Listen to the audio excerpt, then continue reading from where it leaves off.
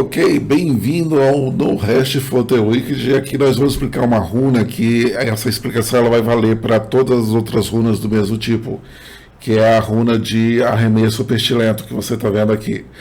O que é que essa runa faz? Todas as runas de arremesso elas funcionam da mesma forma. Você vai jogar a runa, ela vai na direção do inimigo, vai passar por ele e depois vai retornar por ele se ele ainda estiver ali. Ou seja, ela vai causar um dano duplo. No caso da runa pestilento, ela vai também causar um efeito de longo prazo. O que é esse efeito? Ok? Faz com que o inimigo receba mais 25% de dano, ou seja, você vai dar o seu dano mais 25%, tá? Ele vai ter 50% menos recuperação de vida e ele vai ter 20% a menos de resistência ao fogo.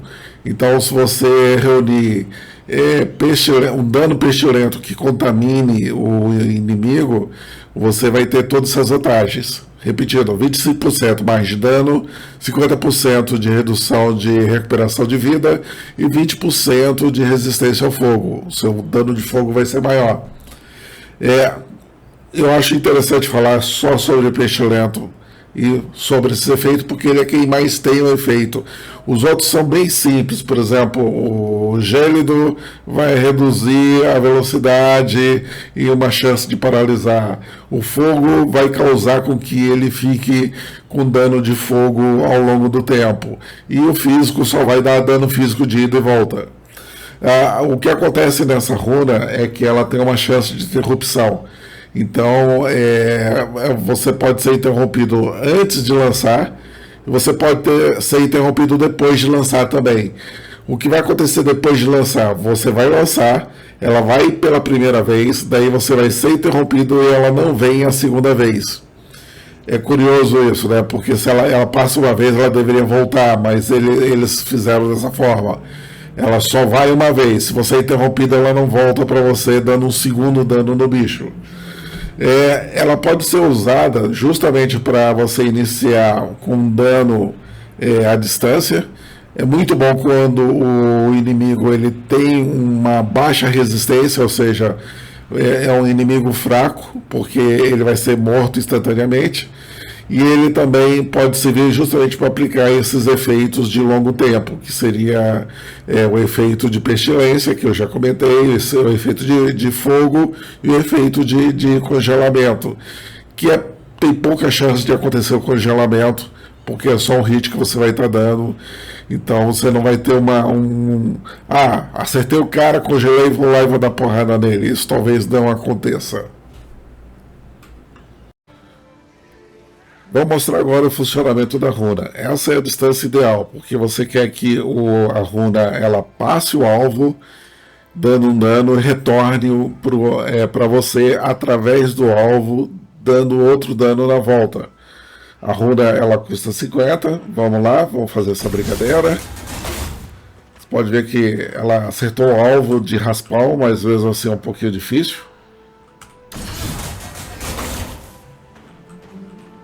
O mouse, apesar de estar à direita, o que contou foi a posição do personagem. Vou botar o mouse no fundo dele, atrás dele, e estranhamente ele vira para o lado. Agora eu vou botar o mouse em cima do personagem. Não influenciou muito, ok? Mas aparentemente, se eu botar o mouse atrás do personagem, eu não estou tocando no mouse, para dizer que eu. Olha só. Ele vai para a esquerda, mas ele não vai para a direita. Vejamos aqui, hein? Posiciona o cara. Pronto, o mouse está à direita dele agora. Vamos ver se ele à direita e embaixo. Vamos ver se ele vai fazer a movimentação. Não, ele jogou em frente. Agora o nosso teste vai ser com o mouse à esquerda, ok? Do lado. Opa, tecla errada.